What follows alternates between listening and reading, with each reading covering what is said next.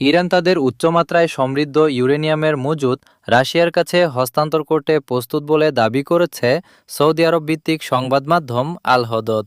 সোমবার 18 মে প্রকাশিত এক প্রতিবেদনে ফাঁস হওয়া একটি নথির বরাতে এ তথ্য জানানো হয়।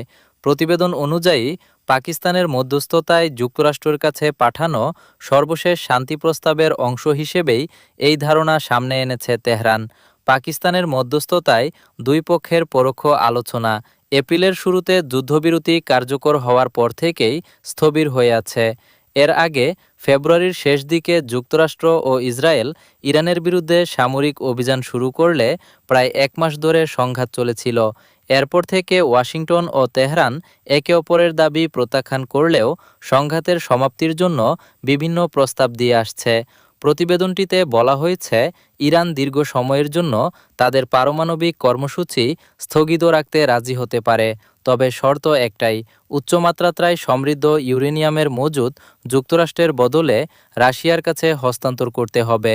যদিও তেহরান এখনও তাদের পুরো পারমাণবিক কর্মসূচি সম্পূর্ণ বন্ধ করার বিরোধিতা করছে। আইএএ এর হিসাব অনুযায়ী ইরানের কাছে বর্তমানে 60% মাত্রায় সমৃদ্ধ 400 কেজির বেশি ইউরেনিয়াম রয়েছে। সাধারণত পারমাণবিক অস্ত্র তৈরির জন্য 90% বা তার বেশি মাত্রায় সমৃদ্ধ ইউরেনিয়াম প্রয়োজন হয়। এদিকে যুক্তরাষ্ট্রের সান ডিয়েগো শহরের বৃহত্তম মসজিদে ভয়াবহ বন্দুক হামলার ঘটনায় এক নিরাপত্তাকর্মী ও 2 পথচারী সহ মোট 5 জন নিহত হয়েছেন।